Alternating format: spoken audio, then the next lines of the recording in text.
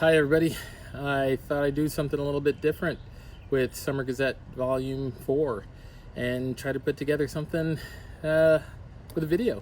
Hopefully it'll economize your time just a little bit, at least that's the goal. I miss everybody terribly. This is the summer version of a beard that I'm trying to grow. It's not nearly as nice as Mr. Baker's or Mr. Sarkozy's, but it's the best I can do, and I got a little mini fro going as well. I miss everybody terribly, and I hope that you and yours are well and safe and healthy and absolutely free of COVID. So this is Summer Gazette Volume 4. Hope you enjoy it. As you are sitting down and getting to work, I know that you're most likely neck deep in some type of professional development, but in the back of your mind, you're probably thinking about the curriculum and redesigning your curriculum to fit the experience of remote learning. And that's fascinating and maddening and labor-intensive work, and I thank you for doing it. As you're going through that journey, I hope that you will think about the mission of Tampa Prep: to think, create, be yourself, aspire to excellence, and go beyond. That mission is foundational to everything we do, and I hope as you're redesigning your curriculum, you will find all of the appropriate spaces and places to sprinkle in that mission, because it's foundational for what we do.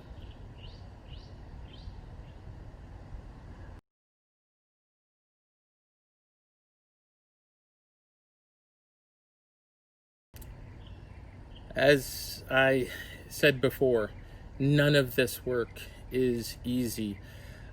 One of the big goals as you are looking at designing and your plan to integrate that work into the learning experience of kids, one of the really big underlying goals for us is that the remote learning experience we have to try as hard as we can to make it as distinctive or as closely distinctive as is possible to the in-person and on-campus experience. It's really what our kids are looking for. They get it. They understand how difficult these times are. But the things that make prep so special, if we can find a way to keep those things a part of each and every moment that we have, the opportunity that we have to be with kids, if we can make that program as close to, as distinctive as our in-person program is, we will have done something truly amazing.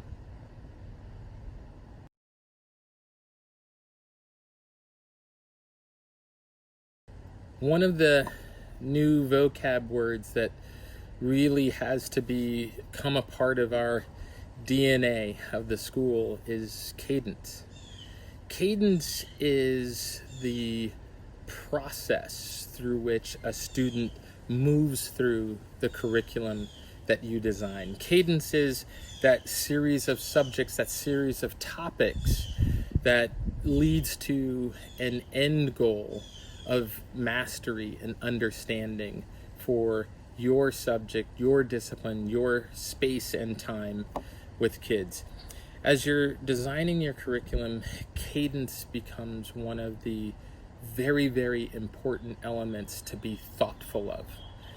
Too quick in synchronous and asynchronous learning, it won't stick. Too slow, it becomes boring. There's a sweet spot there. It's something that we do every day in terms of in-person teaching, and it's finding the way to translate that cadence in a way that's predictable for kids.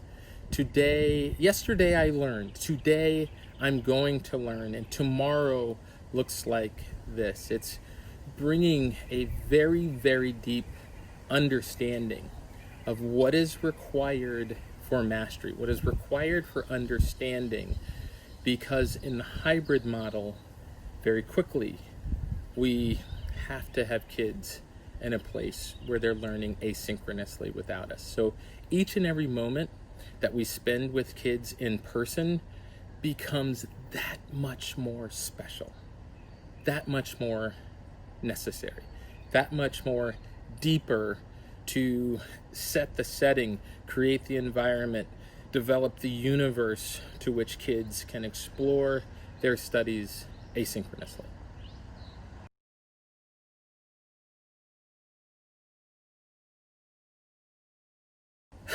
While you're in the middle of your summer and in the middle of your professional development, I am hoping that you will also think about, in the time that you have with kids, whether it be in class, in person, or remotely, I'm hoping that you will think about how you will infuse socio-emotional learning and infuse those contact points with kids that allows us to check in on their well-being. And in doing so, I hope that you'll also be checking in on your own well-being.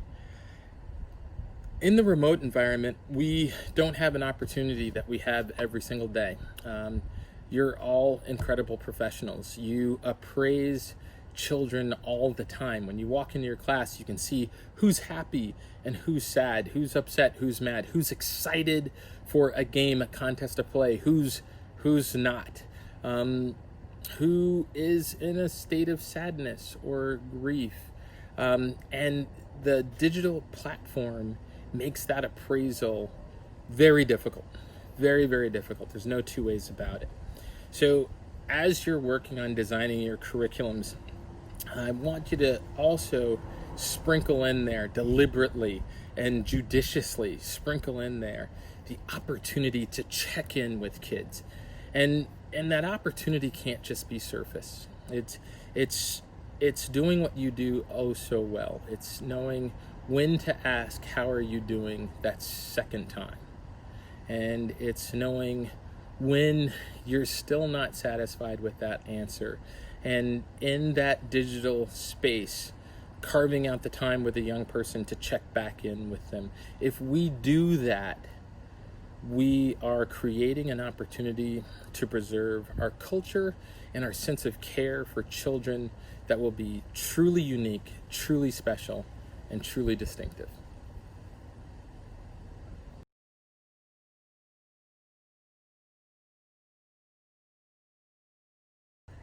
So one of the things that's going to happen with this video gazette is that there's also a written gazette that goes along with it. Near the end of that written gazette is, I just put it out there. It's a very simple statement: Black Lives Matter.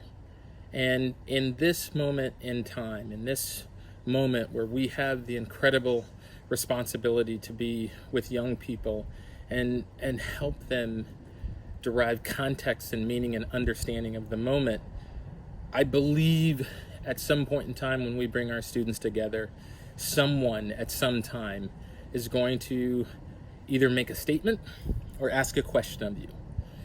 The statement is, Black Lives Matter. Will you say it? And the question is, do you believe Black lives matter? I put this out to you now and during the summer because, as I said, I do believe students will present either that statement or that question to us. And I don't pretend to mandate or dictate what your response will be, but I do want you to think about that response deeply. Our community has always responded very, very well to thoughtful responses. It always has. It is what makes prep great. It is what allows us to disagree, but do it in a place of comfort and confidence and community and culture and understanding. It helps us presume good intent.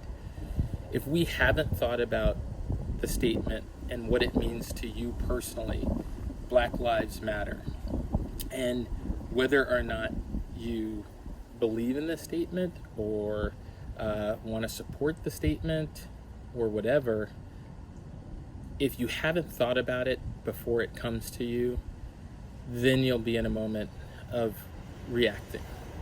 And my hope is that when that moment comes, you will have thought about it so that you can explain to a student your sense of understanding and help them become critical thinkers, appreciators of thoughtfulness and intellectualism. And that's a big challenge. And I just wanted to say thank you from the bottom of my heart for doing that work and thinking about it, because I think it's going to matter.